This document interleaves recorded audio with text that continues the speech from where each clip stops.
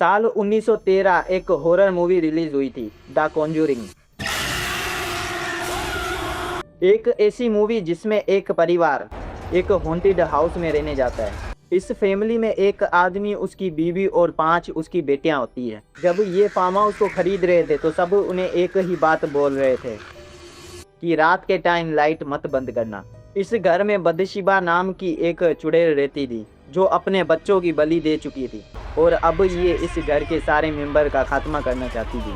लेकिन बदशिबा शर्मन जो चुड़ैल है उसकी भी स्टोरी बहुत ज़्यादा दर्दनाक है।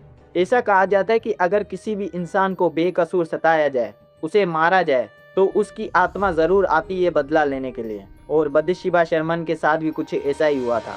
क्या हुआ था, आइए जानते हैं ये वीडियो में।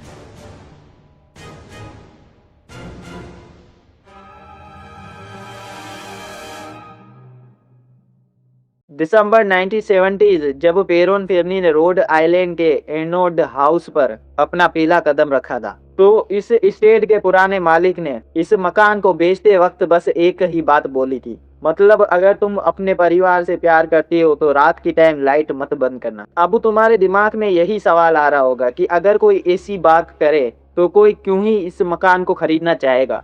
इसके पीछे भी एक सॉलिड रीजन है जो मैं आपको आगे वीडियो में बताऊंगा। लेकिन जिस पेरोन फैमिली ने इस घर को खरीदा था, उन्होंने इस बातों पर ज्यादा ध्यान नहीं दिया। उन्हें शुरुआत में सब कुछ नॉर्मल लग रहा था, इवन दो वो ये भी समझ चुके थे कि ये घर हॉन्टेड है, यहाँ कोई ना कोई है। मतलब वो ऐसा बिहेव कर रहे थे कि हाँ ठीक है, अगर भूत है तो है, घूमने दो उन्हें भी हमारे साथ। क्योंकि उस घर में जो आत्माएं थी वो बच्चों से बहुत ज्यादा प्यार करती थी। पेरोन फैमिली में 5 बेटियां थी, एंड्रिया, नेसी, क्रिस्टेन, सैंडी और अप्रैल। और ये 5 लड़कियां उन आत्माओं के लिए सेंट्रल ऑफ अट्रैक्शन बन गई थी। इस घर में एक और आत्मा थी जिसका नाम मिस अर्नोल्ड था और ये बच्चों से बहुत ज्यादा प्यार करती थी और ये रात में उन्हें कंबल भी उड़ा देती थी। और दूसरा भूत था जॉनी का, जो इसी फार्म हाउस में गले में रस्सी बांधकर ऊपर चला गया था, इसीलिए वो बच्चों के साथ खेलता था और बच्चों ने उसका नाम प्यार से मैनी रख दिया था, क्योंकि वो बच्चों के टॉय को इधर उधर कर कर अपनी मौजूदगी का एहसास करवाता था। और यहाँ पर एक तीसरा घोस्ट भी था जिसका नाम द स्वीपिंग घोस्ट था, जो झाड़ू के आसपास ही रहता था। और जब लोगों की नजर इस झाड़ू पर नहीं होती थी और वो मिट्टी और धूल की लाइनें बना देता था, जिसे देखकर ऐसा लगता था कि वो कुछ इशारे कर रहा है। अब ये जो सारी आत्माएं थी वो बच्चों को या इन फैमिली के किसी भी मेंबर को नुकसान नहीं पहुंचा रही थी। लेकिन तुम्हें ये सुनकर शौक तो लगा होगा कि पेरोन फैमिली के बिहेवियर को दांत देनी पड़ेगी और इन्हें अवार्ड देना चाहिए बेवकूफी का। लेकिन ये सारी आत्माएं और भूत तो छोटी मोटी बात थी।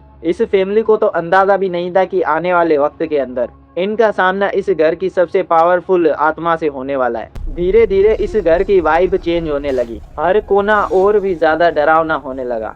इन सब को देखकर ये लग रहा था शायद इस घर में मौजूद नेगेटिव एनर्जी अब अपना रंग दिखाना स्टार्ट कर रही थी। फैमिली फ्रेंडली गोस्ट वाला ये घर उस फैमिली के लिए और भी ज्यादा डरावना बनता जा रहा था। रोज सुबह 5:15 पर पेरोन फैमिली के घर में कुछ ऐसा होता जो एक बुरे सपने से कम नहीं था। लाशों की सड़ी हुई बदबू पूरे घर में फैल जाती। रात के वक्त उन बच्चियों के बाल खींचे जाते, उन्हें मारा जाता, उनके कंबल, बिस्तर और रजाई तक छीन ली जाती थी। ऐसा लग रहा था कि कोई अनविजिबल एनर्जी उनका शिकार करना चाहती हो। उनके हाथ पकड़कर उनको घसीटा जाता था, दरवाजे अपने आप बंद हो जाते थे। घर में अजीब सी चीखें सुनाई देती थी जैसे कोई बहुत ज्यादा दर्द में हो, लेकिन कोई भी नहीं दिखाई देता था। लेकिन ये जो कुछ भी हो रहा था ये तो बस ट्रेलर था, क्योंकि अब शुरू होने वाली थी इस फैमिली की सबसे डरावनी रात। एंड्रिया पेरोन इस घर की सबसे बड़ी बेटी थी जो और भी ज्यादा अडल्ट हो गई थी। वो आज भी उस एंटिटी के बारे में बात करने से, उसकी डिटेल शेयर करने से बहुत ज्यादा डरती है। उसका कहना है कि उस वक्त